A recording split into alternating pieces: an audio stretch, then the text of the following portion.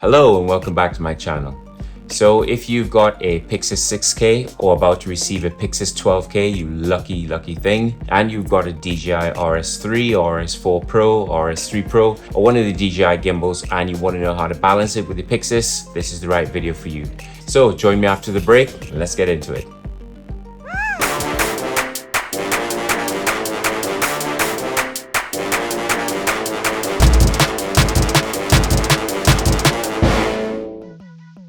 So the first thing that we need to do is make sure that you have all the parts that you're going to put on your camera and gimbal before you set up. If you add new items to the gimbal and you add new items to the camera, like an SD card or a filter or anything like that, you may need to rebalance it. If it's very light, then maybe not, but if it's significant, then you need to. But at any rate, it's best to have everything that you need all lined up and ready to go.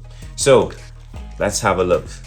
Yeah, first things first is I'm going to turn the camera upside down, and DJI RS4 Pro has basically two different base plates. It has a shorter and a longer one included, and so I go with the longer one and I line them up rather than 1/4" 20 holes and connectors underneath the PYXIS. I will use the 3/8 16ths because I feel they are more sturdy. So first thing you want to do is make sure this is facing the right direction. Make sure that these 3 M4 holes are facing forward, because if you put it that way, it's going to be the wrong way around.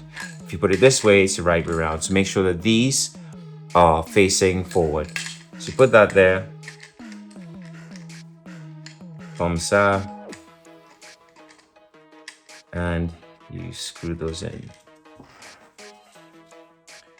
These 3/8 screws are not included with the Ronin. You need to buy these separately, but you can just buy a pack of different size 1/4" 20 and 3/8 16ths on Amazon or wherever it is you buy your supplies from. And I've previously marked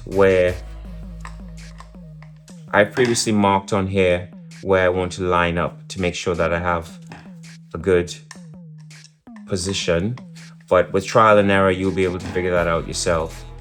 So I know that because of the cutout hole that you have there, it does not go all the way along, it only goes a certain amount. I know that this can only slide backwards and forwards, and to work the way that and balance correctly, I've put those pencil marks there to show where I should line it up. So I'm gonna just line it up again with how that is.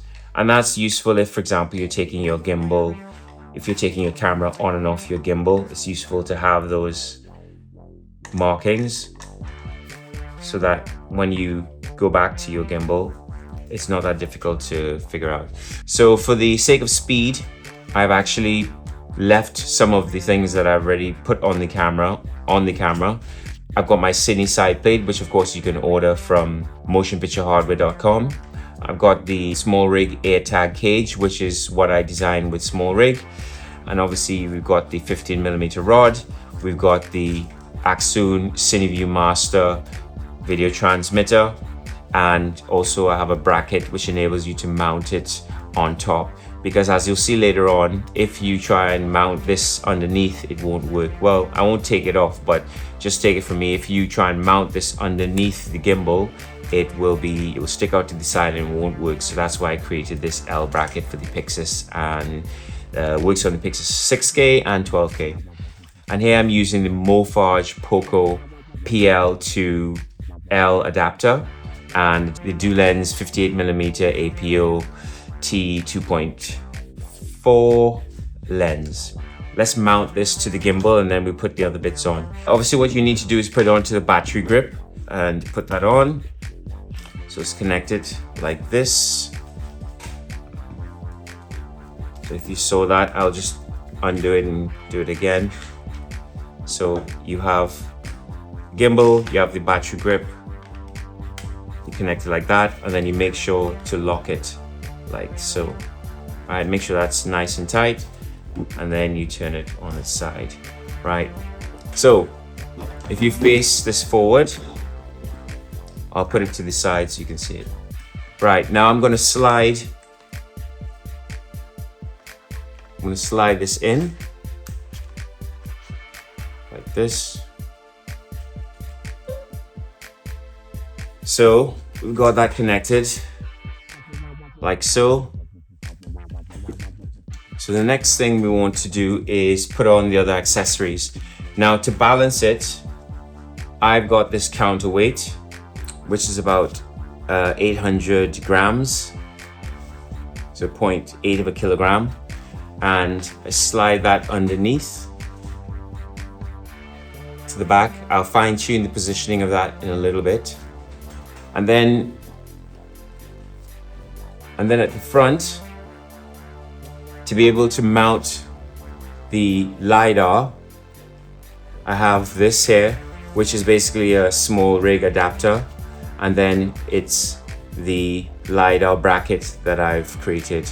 So you can get that from motionpicturehardware.com if you want. So we got that, and what we need to do is slide that on the front,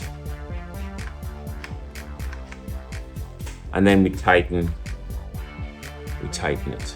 So let's turn that around so you can see it actually. Okay, so slide that on the front, and then we tighten it. But we want to give a little bit of space so that you can see the LEDs. So let's show you that again to the side. So you want to give a little bit of space in between here so that you can see the LEDs, because you see they have some LEDs which give you an indication of the state that the device is in. You need to be able to see those. So put that in front, slide it on, but give yourself a little bit of space. So let's put it back like this. Gone. A little bit of space. There you go. Right. Okay, so let's put the media card in. So this is the media card that I use. Put that into the express slot, like so.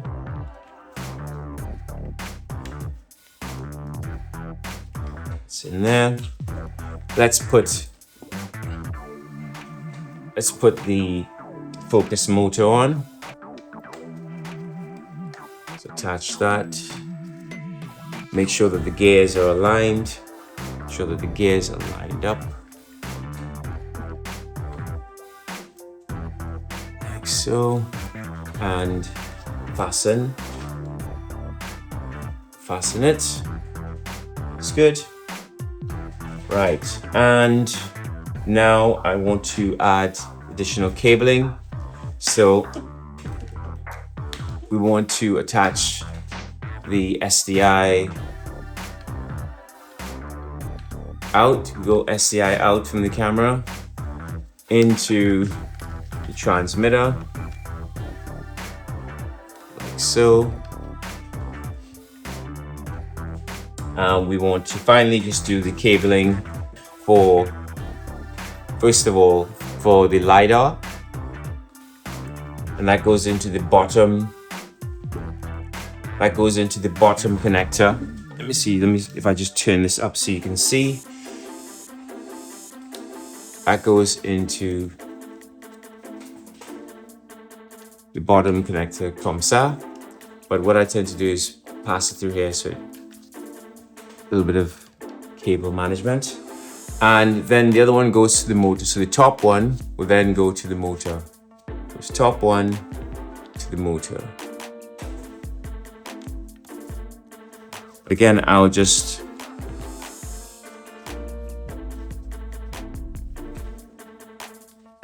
wind this around a little bit. Do another round. Oh, that's too much. Okay, fine. Tuck that in there. Right. Now that we have those on there, I'm just going to lock the motor, lock the tilt motor, and I'm going to put this battery on. because we'll eventually need that. So now we pretty much have everything that we need on the gimbal that we're going to be using, and now it's just a case of doing the actual balancing. The first thing you need to do is balance the tilt axis. So as you can see, that is off. So the first thing you want to do is balance the tilt axis. You want to make sure that you have enough room here with the weight, the counterweight, that it can move freely, and also that your transmitter or anything you put on there can also move freely as well. It won't hit this bit on the end, because you want to have that freedom so that if you go in underslung mode, you don't have an issue.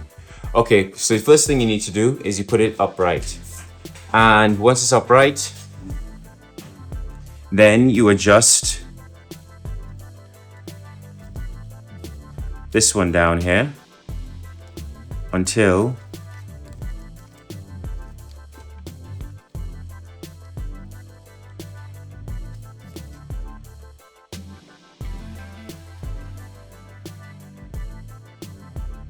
it is balanced.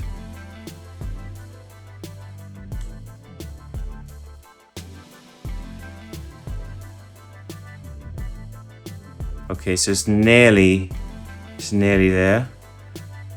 Okay, so let's lock that. And once you've done that adjustment, the next one is this side adjustment here. So as you can see, it's tilting forward. So you unlock this lever here, and then you adjust the wheel, thumb wheel, until it's balanced. Okay, and then you lock that back in. It's essential, it's very important you lock that in, even though there is a safety mechanism so that if you forget it and it slides forward, it will catch it, but you don't want to test that safety mechanism. Okay, so the camera is balanced this way. It's balanced this way. Oh, it was. Okay, let's adjust it again. Take that off.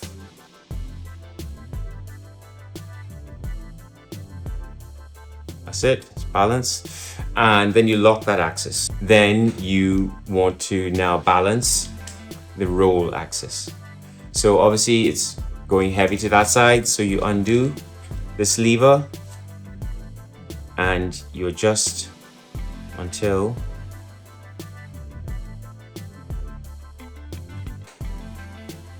it's not quite there, it's very close.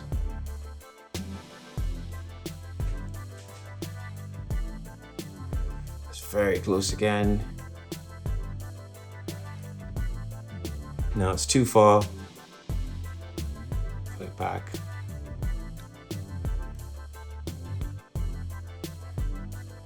There you go, I think that's balanced. Right, and now it's unbalanced. Okay, so you have to adjust it again, tighten it, there. Okay, so now you lock that axis. Okay, so the final axis is this one. You undo this, and this is the tricky one. You have to turn the camera to the side. Now what I normally do is unlock these other axes, and then you have to try and get the camera in this position. So because this is quite awkward, I've actually left this in the balanced position from before. So you undo that axis and then you tilt it at an angle, and then you have to adjust this until it stays pretty much like this with all the different axes unlocked. It should stay in this position. So that's pretty much balanced. So then that should be pretty much balanced with all the axes unlocked. You should be able to leave it like that and it should be balanced. So the gimbal should be ready. So the last thing you need to do is just turn on, and so if you look at the back of the gimbal, you should see a green icon and that shows that it's balanced. And if you press on it, it will show you the amount of imbalance that's on each axis, but that's pretty good. If it's green, then that's where you want to be and it should be no problems. But you can also recalibrate by pressing this, and then you do start calibration and the gimbal will start to calibrate. That's it, and it's done. So that's it, all balanced. Okay, great. So I hope you found value in that. If you did, it would be great if you could like, subscribe, share in your Facebook groups, and do all those good things. If you do a super thanks below, then that's going to go a long way in terms of supporting this channel and supporting the work that I do. And hopefully it will help bring better and more interesting videos with more great gear in the future. So thanks a lot for watching, and until the next time, stay lucky, stay blessed.